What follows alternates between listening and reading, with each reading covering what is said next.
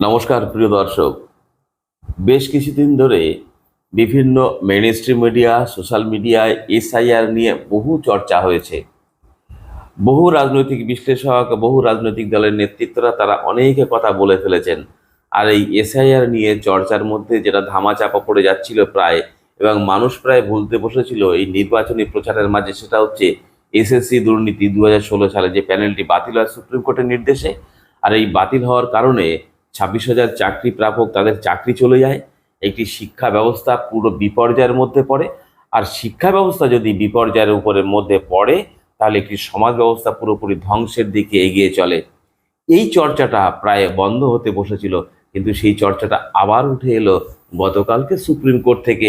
যে নির্দেশটা দেয়া হয়েছে সুপ্রিম কোর্টের পক্ষ থেকে, যে দাগি বা অবৈধ, প্রকৃত চিহ্নিত অবৈধ চাকরি প্রাপক যারা দাগি, যারা তাদের নামের তালিকা ওয়েবসাইটে দিতে হবে। এই বিষয় নিয়ে এই মুহূর্তে বিভিন্ন মেনস্ট্রিম মিডিয়া, সোশ্যাল মিডিয়া জোর চর্চা চলছে। রাজনীতিবিদরাও চর্চা করছে। মেনস্ট্রিম মিডিয়াতে এটা নিয়ে জোর চর্চা চলছে। এরকমই এই মুহূর্তে পশ্চিমবঙ্গের মধ্যে সব থেকে বড় সংবাদ মাধ্যম মেনস্ট্রিম মিডিয়া, তার নাম হচ্ছে এবিপি আনন্দ। সব মিডিয়াই ভালো, কিন্তু এবিপি আনন্দ এই মুহূর্তে পশ্চিমবঙ্গের সব থেকে বড় মেইনস্ট্রিম মিডিয়া, এবং পশ্চিমবঙ্গের মধ্যে নামকরা একজন সাংবাদিক, এই মুহূর্তে যিনি সাংবাদিক জগতের একজন সেলিব্রিটি বলা যেতে পারে পশ্চিমবঙ্গের মধ্যে, বিশেষ করে এই সুমন দে, তার পরিচালনায় আজকে যে প্রোগ্রামটা হচ্ছে, যে টক শোটা আজকে হয়ে গেল এবিপি আনন্দের স্টুডিওতে, সেখানে গিয়ে বহু রাজনৈতিক দলের প্রতিনিধিরা ছিলেন, তারা তাদের মতো করে বক্তব্য রেখেছেন। রাজনৈতিক বিশ্লেষকও ছিলেন, আইনজীবীরাও ছিলেন, তারা তাদের মতো করে বক্তব্য রেখেছেন। অনেক রাজনৈতিক বিশ্লেষক আছে, তারা নিজেদেরকে নিরপেক্ষ হিসাবে পরিচয় দিতে চান, কিন্তু কখনো কখনো নিজের অজান্তেই কোনো পক্ষ নিয়ে ফেলেন তারা। এটাও আমরা বহু ক্ষেত্রে দেখেছি।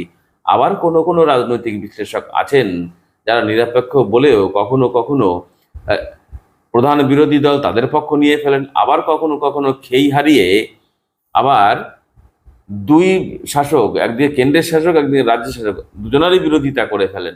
আবার কখনো কখনো খেই যখন ফিরে আসে, তখন আবার হচ্ছে কেন্দ্রের শাসক তাদের পক্ষ নিয়ে ফেলেন। এরকম রাজনৈতিক বিশ্লেষকও আছে। কিন্তু একজন রাজনৈতিক বিশ্লেষক আমার চোখে অন্তত ধরা পড়েছে, যিনি প্রকৃত অর্থেই নিরপেক্ষতার পরিচয় দিয়ে থাকেন, তিনি হচ্ছেন শুভময় মৈত্র।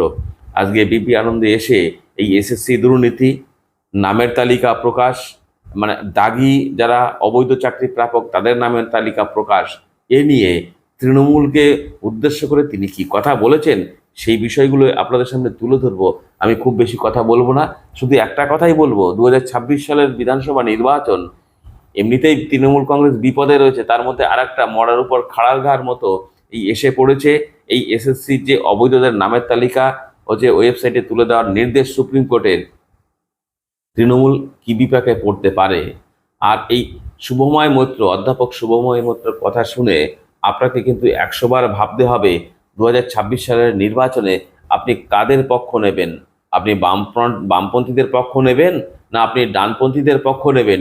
এটাকে আপনার 100 বার ভাবাবে অধ্যাপক শুভময় মৈত্রের আজকের এই বক্তব্যটা। আসুন আর কথা নয়, আমরা শুভময় মৈত্রের বক্তব্য শুনতে শুনতে প্রতিবেদন শেষ করব। যদি আপনার মনে হয় আরও বহু সংখ্যক মানুষের কাছে এই প্রতিবেদনটা পৌঁছে দেওয়া প্রয়োজন, প্রচুর পরিমাণে শেয়ার করুন, মানুষের কাছে পৌঁছে যাক। 2026 সালের বিধানসভা নির্বাচনে মানুষকে সিদ্ধান্ত নিতে সহায়ক হোক আজকের এই প্রতিবেদন। মানুষ কাদের পক্ষে রায় দেবেন, ডানপন্থী না বামপন্থীদের পক্ষে? দেখা হবে নতুন আরেকটি প্রতিবেদনের সঙ্গে। ততক্ষণ ভালো থাকুন, সুস্থ থাকুন। শুনবো প্রথম যে বিষয়টি, সেটা হচ্ছে যে যাদের দাগি বলা হচ্ছে আর কি, আমাদের দেশের যে প্রাইভেসির আইন আছে তাতে তাদেরকে সরকার তাদের সঙ্গে সরাসরি যোগাযোগ করাটাই ভালো। অর্থাৎ তাদের সঙ্গে যোগাযোগ করা, তাদের কাছ থেকে আমাদের রাষ্ট্র ব্যবস্থা তারা যে ভুল করেছেন তার শাস্তি দেবেন, তার টাকা নিয়ে নেবেন।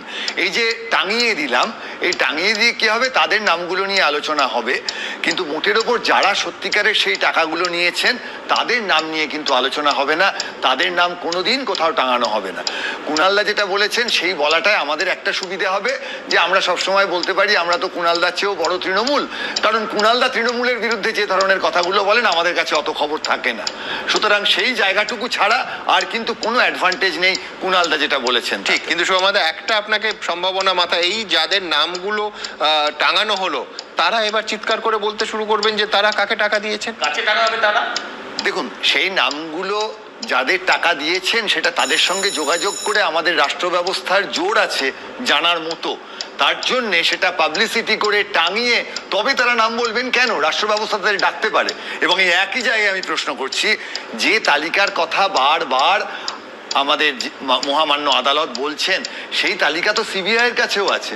তো মহামান্য আদালত এসএসসিকে বলছেন তালিকা বার করতে, সিবিআই এর তালিকাটিও তো মহামান্য আদালত বলতে পারতেন যে মানুষের কাছে দেয়া হোক যদি দিতেই হয়, বা সেই অনুযায়ী তদন্ত করা হোক। এই জায়গায় কিন্তু একটাই আইনি উত্তর আছে, যেহেতু এসএসসি পরীক্ষা নিয়েছে, পরীক্ষা নিয়মক সংস্থা তো এসএসসি, প্রাইমারি রেসপন্সিবিলিটি এসএসসির ওপর বর্তায় যে কোনো তালিকা সামনে আনা, সিবিআই এর ওপর বর্তায় না।